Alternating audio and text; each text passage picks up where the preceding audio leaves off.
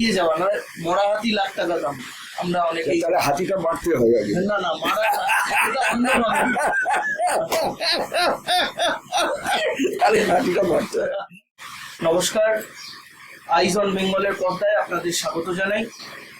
আজ আমাদের সঙ্গে রয়েছেন প্রাক্তন কলকাতা পৌরসভার চেয়ারম্যান এবং দক্ষিণ কলকাতা তৃণমূল কংগ্রেসের প্রাক্তন সভাপতি শ্রী সচিতানন্দ বন্দ্যোপাধ্যায়। আপনাকে আমাদের চ্যানেলের পক্ষ থেকে স্বাগত জানাই। প্রথমেই আপনার কাছে যাই, আপনি কেমন আছেন? ঠিকই আছি, ভালোই আছি, খুব ভালো আছি, ঠিক আছে, এরকম থাকা উচিত, ঠিক আছে। আর আপনি ভবানীপুরের বাসিন্দা। হ্যাঁ, ভবানীপুরের নির্বাচন কি হতে চলেছে আপনার মতে? নির্বাচন তো খুব হাড্ডাহাড্ডি নির্বাচন হচ্ছে এবার। আমি দেখছি যে এত উন্মাদনা কোনোদিন ভবানীপুরে আমি দেখিনি, কারণ ভবানীপুরটা সবসময় খুব নিস্তেজ নির্বাচন হতো। লিখলে দিনে একটু ছোটখাটো গন্ডগোল হয়েছে, কিন্তু এমনি খুব নিস্তেজ, কে জিতবে বা কত জিতবে এটা মোটামুটি জানা থাকতো। অনলি নির্বাচন আমার ছোটবেলাতে আমি একটা নির্বাচনের বড় নির্বাচন দেখেছিলাম, যেটা সিদ্ধার্থ রায় 57-তে ইলেক্টেড হওয়ার পর ছেড়ে বা ইলেকশনে দাঁড়িয়েছিল। তখন ভবানীপুর কনস্টিটিউন্সি ছিল বিজয় ব্যানার্জি, যিনি মেয়র হয়েছিলেন। এই ইলেকশনটা চারিদিকে খুব দৃষ্টি আকর্ষণ করেছিল। এবার কিন্তু এটাও দৃষ্টি আকর্ষণ, কারণ একদিকে মুখ্যমন্ত্রী, আরেকদিকে লিডার অফ দ্য অপোজিশন, এরকম কখনো আমাদের এখানে হয়নি। ফলে মানে খুব জোরদার লড়াই হচ্ছে। অনেক দর্শকেরা জিজ্ঞাসা করছে, আপনি মমতা বন্দ্যোপাধ্যায়ের চিফ ইলেকশন এজেন্ট হয়েছিলেন দুবার, 2011, 2016। আপনি সেই মমতা বন্দ্যোপাধ্যায়ের চিফ ইলেকশন এজেন্টের দিক দিয়ে তাকিয়ে আপনি কি দেখতে চলেছেন, যে একদিকে শুভেন্দু অধিকারী, একদিকে মমতা বন্দ্যোপাধ্যায়, এই হাই ভোল্টেজ বিধানসভা কেন্দ্র? এই হাই ভোল্টেজ নিয়ে শুধু মমতার ঘাড়ের উপর ছেড়ে দিলে তো হয় না ব্যাপারটা, যে মমতা বা শুভেন্দুর ঘাড়ের উপর। এবার তলাশ যারা আছে, যারা অশ্বরোহী, যারা মানসদরা, তাদের পারফরমেন্সের উপরে কিন্তু অনেক কিছু নির্ভর করে। আমরা একটা জিনিস এরকম ট্র্যাডিশনালি দেখছিলাম এখান থেকে, যে আমি মেনলি বলছি 8টার মধ্যে 6টা ওয়ার্ডে যে তৃণমূলের ভোট ইরোড হচ্ছিল। আচ্ছা, মিউনিসিপ্যাল ইলেকশন আমি বাদ দিচ্ছি, পৌরসভা, কারণ পৌরসভা পঞ্চায়েত যে যখন ক্ষমতায় থাকে সে তার মতো করে নেয়, ওটা নিয়ে ধরা হয় না।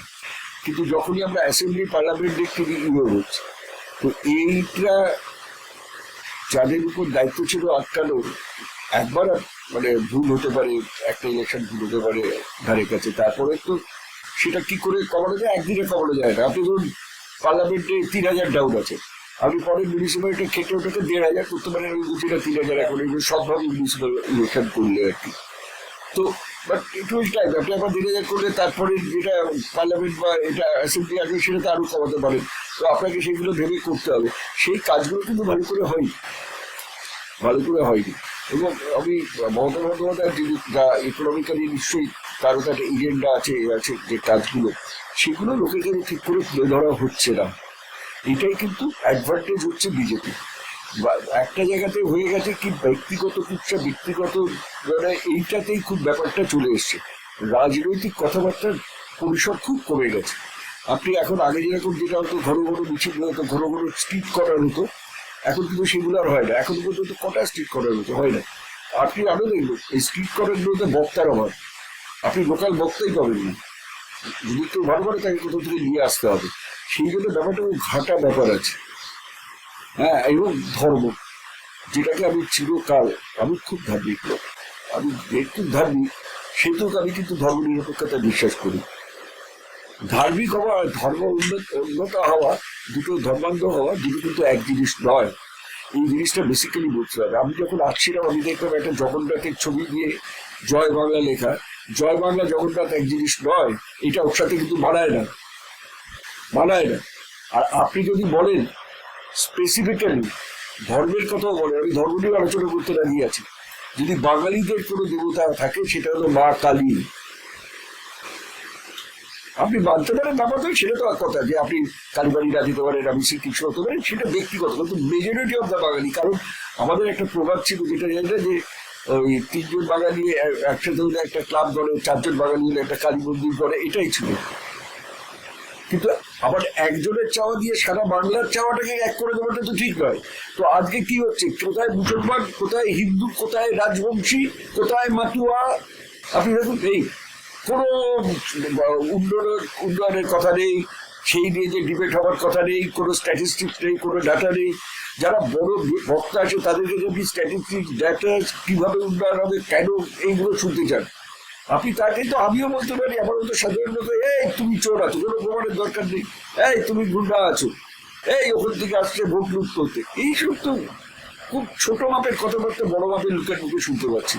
তো সেই জন্য আমি জানি না, ব্যাপারটা একই রকম চলছে, আমি খুব বলতে পারবো না, কিন্তু লড়াই খুব করে। কারণ সবাই তো এক স্কুলের ছেলে, মমতা বন্দ্যোপাধ্যায় যে স্কুল, শুভেন্দু তো সেই স্কুল। হ্যাঁ, দুজনের পেছনেই লড়াই। দেখুন আরেকটা কথা, আপনাদের দুটো জিনিস খুব বাজে জিনিস আমি বুঝি না। আপনাকে যদি রাজনৈতিকভাবে বিরোধিতা করি, তারপরে আপনাকে কিন্তু অস্বীকার করা নয়। আপনি অনেককে অপোজ করতে পারেন কিন্তু ডিনাই করতে পারেন না। আপনি ইসরায়েলের খুব সাপোর্টার, কিন্তু আপনি চুরি গোস্বামীকে ডিনাই করতে পারেন না, আপনি অপোজ করতে পারেন। এই দুটো জিনিস এখানে সব মিলে গেছে। যেমন মমতা বন্দ্যোপাধ্যায় 34 বছরের সরিয়ে দেওয়ার জন্য, হাঁটানোর জন্য অসম্ভব ভালো স্যাক্রিফাইসের লড়াই আছে। আপনি শুভেন্দুকে আপনি অস্বীকার মৃত্যু করে নন্দীগ্রাম। সিপিএম এর তো হিমালয়ের ব্লান্ডার হয়েছিল সিঙ্গুর করতে করতে নন্দীগ্রামে আসা, যা হিটলারের হয়েছিল ইন্ডিয়ান বোমাবাজি আর করতে করতে ওয়েস্টার্ন ইউরোপ থেকে ইস্টার্ন ইউরোপে চলে আসা গেছে। সেটাই তো, সেইগুলো তো মানতে হবে। সেই জন্য পপুলারিটা তো শুভেন্দুরও আছে, এখানে তো এরকম হয়নি, যা হবে মার্জিনাল হবে। আপনি যে পদে এর আগে ছিলেন, এখনো যদি সেই পদে থাকতেন, তো কি কি চেঞ্জ হতো এখন সময় দাঁড়িয়ে? মানে কোন জেলা সভাপতি না চেয়ারম্যান? চেয়ারম্যানের কোনো কাজ করার জায়গা ছিল না। চেয়ারম্যানের কাজ ছিল শুধু সভাটা ঠিক মতো পরিচালনা করা। তো আপনি সেই সবাই করতে গিয়ে এখনো যারা সিপিএম এর লোক আছে বা কংগ্রেসের লোক আছে তাদের কাছে আপনি যেতে পারেন যে আমি সবাইকে বলার পরিসর দিয়েছি। কারণ আমি আবার একটা জিনিস বিশ্বাস করতাম, যেহেতু যারা সরকারে আছে বা যারা করে তারা তাদের হাতে তো সারা কলকাতা বা সারা বাংলাদেশ থাকে, তারা ডিসিশন নিতে পারে, তারা করতে পারে। কিন্তু যারা বিরোধী থাকে তাদের তো সেই জায়গাটা নেই, তাদের জায়গা হলো ওই অ্যাসেম্বলি, পার্লামেন্ট বা এতে। অতএব তাদের তো ওই জায়গাটা পরিসর দিতেই হবে, সেই পরিসরটা আমি দিয়েছিলাম। তবে এখানে যদি আপনি পুরোনো দিনের লজিক হিসেবে ধরেন তাহলে ডেফিনেটলি একটা 77 ওয়ার্ড আছে। আর এখন তো এখানে ভাগাভাগির ব্যাপার এসে গেছে, তো 77 ওয়ার্ডটা যা লিড দেয় আর ববির 83 ওয়ার্ডটা, তাতে সেদিকটা কিন্তু মমতার দিকে ঝুঁকে, এটা ঠিক। কিন্তু এরপর এখন এই যে বাদ যাওয়ার পর এরপরে কি দাঁড়িয়েছে আমি বলতে পারবো না। Suvendu is very hard not to, কারণ শুভেন্দুর ব্যাপার হলো আমিও একসাথে তৃণমূল করেছি আমরা, বা সেই সময় আমাদের নন্দীগ্রাম দোষিত ছিল। শুভেন্দু যেটা করে, শুভেন্দু অনেক আগে থেকে ভেবে করে। মানে আপনি শুভেন্দুকে কি এগিয়ে রাখছেন? না, আমি তো বলছি না, কারণ মমতা বন্দ্যোপাধ্যায়ের যা ফেট, মমতা বন্দ্যোপাধ্যায় যে স্যাক্রিফাইস, সেটা তো অস্বীকার করার নেই, সেটা তো অস্বীকার করার নেই। সেও লড়তে জানে, কি করতে হয় জানে। অনেক টাফ ইলেকশন ঘুরিয়ে দিয়ে এসছি আমাদের, কম বয়সে সোমনাথ চ্যাটার্জিকে হারিয়েছে, তো ভুলবো কি করে আমি? তেমনি এরও তাই কথা। মানে আমি বলছি যে যেটা প্যারাফোন যে এখানে আর কি, এখানে কিন্তু একটা টোটাল মুসলিম ওয়ার্ড আছে 77, সেইটা মাথায় রেখে আমি বলছি। আর 63 নিউ মার্কেটের উল্টো দিকে কলেজবালেন্টের ওইগুলো উঁচু ঘরে, সেইটা ভোট। কারণ ভোটটা তো মোটামুটি আমরা নিয়ে এসছি এখন ধর্মের ব্যাপারে, হিন্দু মুসলমান এই তো মোটামুটি নিয়ে এসছি। তত ওই দিক দিয়ে আপনি তো ওই যে বলছেন না, ওইসব বিচার তো হচ্ছে না। এবার রিচ করা, শুভেন্দু রিচ করতে যায়, সেই জন্য বলছি শুভেন্দু কিন্তু রিচ করে যাচ্ছে সব জায়গায়, যেটা আগে বিজেপির লোকদের দেখিনি বা অনেক ছেলেটিকে বার করেছে রাস্তাতে, আমি দেখছি, যেটা আগে দেখি। তো সেটাই হলো কথা। তো আমি সেই জন্যই বলছি যে এই কারণে, আদারওয়াইজ নয়। এবারে কি হবে আমি বলতে পারি না। তো শুভেন্দু জোরালো এগিয়ে এসছে, আমি বলছি তো। ওই দুটো যদি হয় তাহলে তো ঘরে যদি কিছু করতে পারি। পৌরসভার কথা উঠে এলো, হ্যাঁ, অনেকেই আপনাকে বলে যে আপনার গায়ে কেউ কালি লাগানোর দাগ ছেটাতে পারেনি, আপনি এতটাই অনেকেই স্বচ্ছ, আছে, আপনি এতটাই স্বচ্ছ। অনেকে আছে। তো আপনি সেই দিক দিয়ে 2021 সালে পৌরসভাতে নির্দল হিসেবে দাঁড়িয়েছেন, হ্যাঁ, এবং আমরা দেখেছিলাম যে প্রায় 700 ভোট এরকম কিছু আমি পেয়েছিলাম পেয়েছি। 3,000 না মানে কম পেয়েছিলাম, হেরেছে। এটা 1,000 উপর। 500 ভোটে হেরেছে। প্রায় 1,000 কাছাকাছি, খুব হ্যাঁ, কম ভোটে। কিন্তু আমার কথা হলো যে আমি সব বুথে এজেন্ট দিতে পারিনি, কারণ ডাইনি সব অ্যারেস্ট করে দিল তো। আর বাড়ি বাড়ি পুলিশ তারা আমার বাড়ির সামনে ভ্যান দাঁড় করে রাখলো, আমার লোক আসছে ভয় করে। তো সেটা একটা মানে এরকম অভিজ্ঞতা হয়েছিল? হ্যাঁ, আমাকে কোনো মিছিল করতে দেয়নি। আপনি লোককে জিজ্ঞেস করতে পারেন, আমার কথা ওটা বিশ্বাস নাও করতে পারেন। মিছিলের পারমিশন দেয়নি, আমার মিটিং এর পারমিশন দেয়নি, বলছে অন্য মিটিং আছে এ আছে। এবং ওসি ছেলেটি খারাপ ছিল না, সে হাত জোর করে আমাকে বলতো কি করবো, আপনি ভালো মানুষ, আমি কি করবো। আর আমাকে থানা ঘেরাও করতে হয়েছিল যে আর ছেলে যাতে তারা আমার স্ত্রীও তাতে আমাকে সঙ্গ দিয়েছিল, কারণ আমার ইন্সপিরেশন আমার স্ত্রী। তো যাই হোক, সেও সাথে ছিল, ওইরকম করে সেও গিয়েছিল। তারপর থেকে তারা কারণটা কিন্তু ছেলে বুঝতে দেয়নি। আমি যে কটাতে ছেলে বুঝতে পেরেছি যে দুটো সেটাও আমি উঠছিলাম। আমি সেইটা কিন্তু আমার কাছে আইপ্যাকে যখন এসেছিল আমি বলেছিলাম যে আপনারা আগের বার যেটা করেছিলেন না, এক জিনিস আপনারা ভাবছেন যে ওই ভাতা দিয়ে হয়ে যাবে, মানুষের কিন্তু ওই মানে কাঠুরি ওটা বলো ইকোনমিক্স আমরা পড়েছি না, যে জল যখন তেষ্টা পায় তখন এরিয়া বলতে পারে যত তেষ্টা কমে সে তখন আগে আর দিতে চায় না। তো ব্যাপারটা কিন্তু সেই রকম যে ওটা হ্যাবিচুয়েটেড হয়ে গেছে। বুঝলে আমি বস্তি করে ওই বড় বস্তি থেকে লিফট পাই কি বলে বেলতলা থেকে, তারা কি লক্ষ্মী ভান্ডার পাচ্ছে না? তারা কি ওই যা সব আছে কাপড় ডাকছি স্বাস্থ্য সবই পাচ্ছে। আমি কি করে বন্ধুবার থেকে লিফট হয় দেখি। আমি বলেছিলাম যে আপনারা বরঞ্চ এগুলো হ্যামার করে জানে আছে, কারণ শুভেন্দু হ্যামার করবে আমি জানি, শুভেন্দু কিন্তু বস্তি বস্তি হয়ে যাচ্ছে। সেই জন্য বলছি যে মমতা ব্যানার্জি, আর এখন সেই জায়গাতেই মমতা নিজের ইলেকশন করবে, মমতাকে সারা মিউনিসিপাল ইলেকশন করতে হচ্ছে। যাদের উপর ভাগ্য আছে যারা আছে তারা খুব পটু বলে আমার মনে হয় না। মমতা বন্দ্যোপাধ্যায় আপনার সঙ্গে যোগাযোগ রাখে? না না, এত বড় মুখ্যমন্ত্রী সারা বিশ্ব মানে আমাকে বলে আছে কি এরকম বলে রাখা সম্ভব না মনে হয়। তারপরে তো আগেও অনেকে সমান হয়েছে, সমুদ্র আছে, পরে এখন বৈশাখ তার আগে শিবু হয়েছে, তারা আছে নাকি এরকম আসে ইলেকট্রনিক মনে রাখা সম্ভব না এত বড় একটা। এক সময় দক্ষিণ কলকাতার আপনি সভাপতি ছিলেন, তখন পাওয়ারে আছিনি। আমি যা হয়েছি সেগুলো পাওয়ারে আসার আগে। তুমি কেন বুঝছো না? না, আমি সেই প্রশ্ন নিয়েই করছি। আপনি এক হয় না কোথাও পৃথিবীতে বোধ হয়, আমার মনে হয় না যে খুব এক জিনিস হয়েছে, হয়তো এক্সেপশন কেউ থাকতে পারে, আমি জানি না যে আগে আর পরে এক হয়ে যায়। হ্যাঁ, তো আপনার এখনকার আঙ্গিকে যে আপনি একসময় তৃণমূলের পদে ছিলেন, চেয়ারম্যান ছিলেন, তো বর্তমানে যে নির্বাচন, সেই নির্বাচনের প্রাসঙ্গিকতা খুব গুরুত্বপূর্ণ। তো কিসের গুরুত্বপূর্ণ? আমাকে গুরুত্বপূর্ণ কিসের জন্য বলো? তুমি আমাকে বুঝিয়ে বলো কেন গুরুত্বপূর্ণ।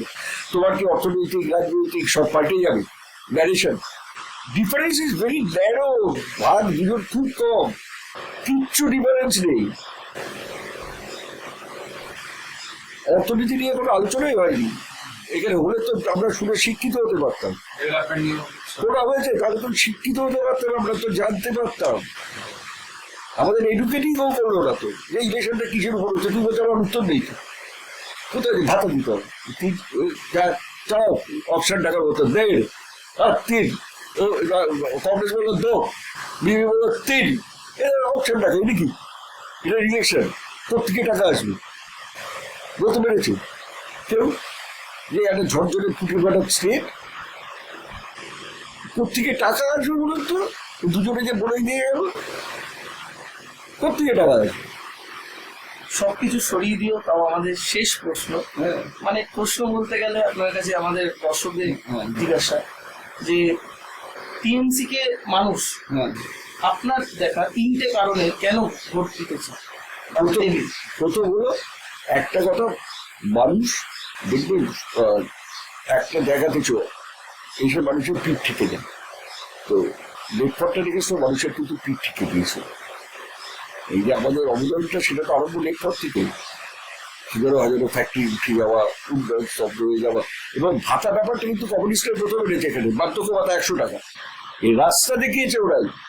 এবং আমরা দেখেছিলাম চাকরি বাকরিরও হালাত তখনই খারাপ, এবং চোখের সামনে দেখেছিলাম যারা করে ওদের সেক্রেটারি দেয়, তাদের স্ত্রীরা স্কুলে চাকরি পায়। তখন তো এই কমিশন টমিশন ছিল না, শেষের দিকে আন্দোলনটা নিয়ে হয়ে যাওয়ার পরে তখন তো স্কুল কমিটি এইসব চাকরি হয়, বলে তো ওদেরই হয়, অন্যদের হয় না।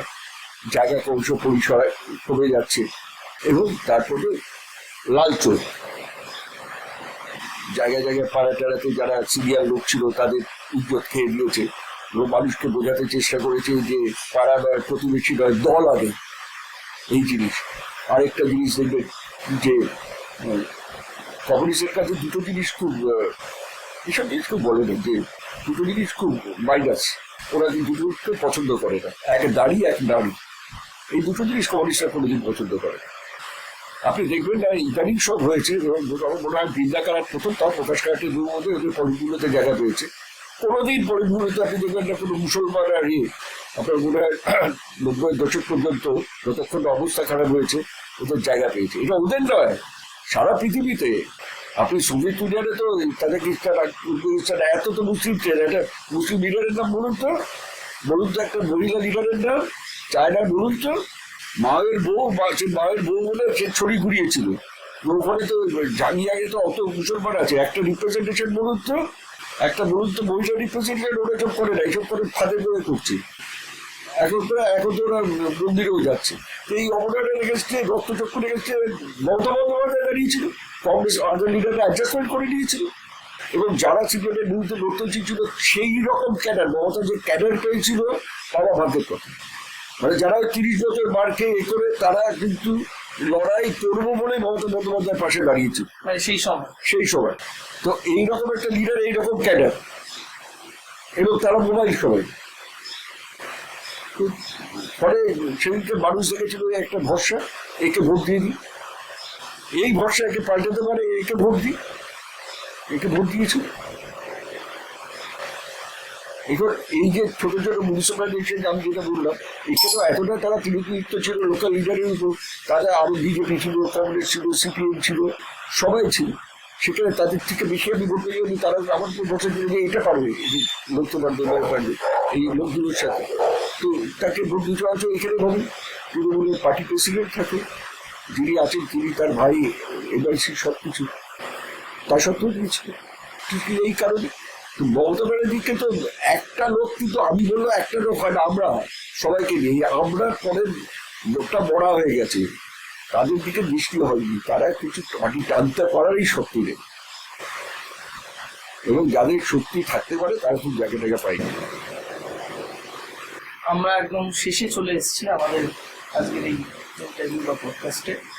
আমরা জানি আপনি খুব ফুটবল প্রেমী বা ইস্ট বেঙ্গলের সঙ্গে ওতপ্রোতভাবে যুক্ত ছিলেন, মাঠে কেন এখন দেখা যায় না? মাঠে কোথায় বাঙালি প্লেয়ার, কোথায় কি আইসিএলটা কি হয়, কোথায় বুড়ো হামলা প্লেয়ার, চোখ প্লেয়ার নিয়ে যায়। আমার আইসিএল আইপিএল একেবারেই ভালো লাগে না, একদম ভালো লাগে না। আর আমি যার সাপোর্টের সাথে ভালো রুখতেও পারছিলাম, ইস্টবেঙ্গল একেবারেই পারছিলাম। তো সেটাও একটা আকর্ষণ কমে গেছে আমার, সব সময় এদিক দিয়ে খারাপ হয়ে গেছে। ম্যানিও পারছে না, আমি ওদিকে ম্যানচেস্টার সেও পারছে না, কি করা যাবে? তবে টিভিতে তো দেখি, সেটা তো আছে। তবে আমি আবার বললাম, আপনারা যেটা মূলত জানতেন, ভবানীপুর ইলেকশন শুভেন্দু অধিকারী এই উন্নতি করলে মমতার দিকে গেলে 18 লক্ষ ঘোরা খামানো যেত না। আর গতবার আমার নন্দীগ্রাম থেকে আরো আমার আছে, শুভেন্দু লড়া তুলছে। আপনি পলিটিক্যালি বিজেপিকে করতে গেলে, আমি যদি আজকে তৃণমূলে থাকতাম আমি অনেক বলতাম, কিন্তু ব্যক্তিগত অপরাধ আমি জীবনে করিনি করতে। তোর বাবাকে ডাক, আমি এই কথা বলতে দরকার সদ্য ব্যক্তি না, কারণ যারা বলে তারা ইতিহাসই জানে না। একটা লোকের পারফরমেন্সটাকে অস্বীকার করে দেবে, এটা হয়? আর বাবা বউ স্ত্রী এইসব দিয়ে এখন দেখি ফেসবুকে, এগুলো কি? এগুলো একটা সত্যি কথা, মানুষের মানে ক্রমশ কি বোকা অশিক্ষিত হয়ে যাচ্ছে। কারোর বাবা দিয়ে ছেলে পরিচয় হয়, অনেক গুন্ডার ছেলেও ডক্টরেট হয়, আমার চোখে দেখা ছেলের ছেলেও হয়। তার বাবা যদি হয়েও থাকে, তার সাথে ছেলের কি আছে? একটা মানুষকে পরিপূর্ণ মানুষ হিসেবে আমরা দেখতে পাই না। আর আপনারা মহিলারা হলে সব থেকে সফেস্ট জায়গা অ্যাটাক করা, বউকে অ্যাটাক করো, বোনকে অ্যাটাক করো। এখন তো মহিলাদের তো আমার মেয়ে যেটা নিয়ে কাজ করছে, ল্যাঙ্গুয়েজে ডিসক্রিমিনেশন প্রথম থেকে এসে আমার মেয়ে কাজ করছে, ভালো বইও লিখেছে, তো ডক্টরটা তো পিএইচডি করছে আমার ছোট মেয়ে, ওর কাছে আমি আরো আপনার মেয়ের কথা উঠতেই তো আরেকজন আপনার জামাই সেটা পলিটিক্সই আছে। হ্যাঁ, বড় প্রতিনিধি আমরা জানি অরূপ চক্র, তিনি তৃণমূলের হয়ে লড়াই করেন। হ্যাঁ। তো তখন কেমন লাগে? আমি শুনি না, শোনেন না? সবসময় ঠিক আমার এই ভালো লাগে না। প্রথম দিকে শুনতাম কি লড়াই, সে লড়াই তো কে চুরি করেছে আর ধরবো উন্নয়নের কথা কে বলে পার্সেন্টেজ দেয় কে। আমি শিখতে চাই, এখনো ভুলে গেছে, আমি শিখতে চাই এখনো। ওই যে তুমি একজনের দেববংশের সাহায্য বলে ওর কাছে গেলে কিছু জানা যায়, এডুকেট হয়ে যায়, কিছু জানা যায়, নতুন কিছু জানা যায়। আমি ও লড়াই আমি ওই অ্যারেঞ্জ করেছিল মিঠুদা ও অ্যারেঞ্জ করেছিল ওই তোমার 42-75 বছর পূর্তিটাতে। আর নিত্যানন্দতে আমাদের কংগ্রেসের জেনারেল সেক্রেটারি ছিল, নিতাইদা বলতেন। তো আমরা তিনজনে সারা ওয়েস্ট বেঙ্গল ঘুরেছি ওই ইলেকশন। তো সেখানে কিন্তু সেই স্বাধীনতা আন্দোলনের যেখানে যারা লড়েছে বা করেছে সেখানে নেই। তো তাদের সম্বন্ধে আমরা আলোচনা করেছি, জেনেছি, আমাদের পড়তে হয়েছে, পুরো একটা এলাইট হয়েছে। মিঠু স্বাধীনতা সংগ্রাম নিয়ে একটা বই লিখেছে, হ্যাঁ, স্বাধীনতার ধাপে ধাপে ধাপে। ধাপে পুরো সবাই বলছে অবশ্য পাঠ্য, এত ইজি ভাবে এত ভালো বোঝানো।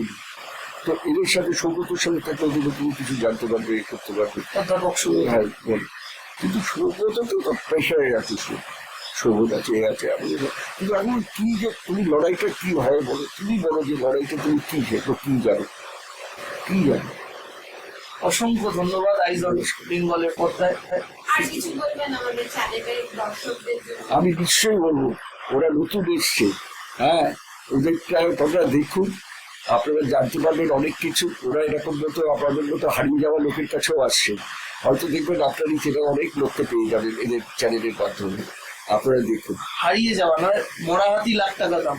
আমরা অনেকেই তারা হাতিটা মারতে হয় আগে। না না মারা না, এটা অন্যভাবে। আরে হাতিটা মারতে হয়, ঠিক আছে।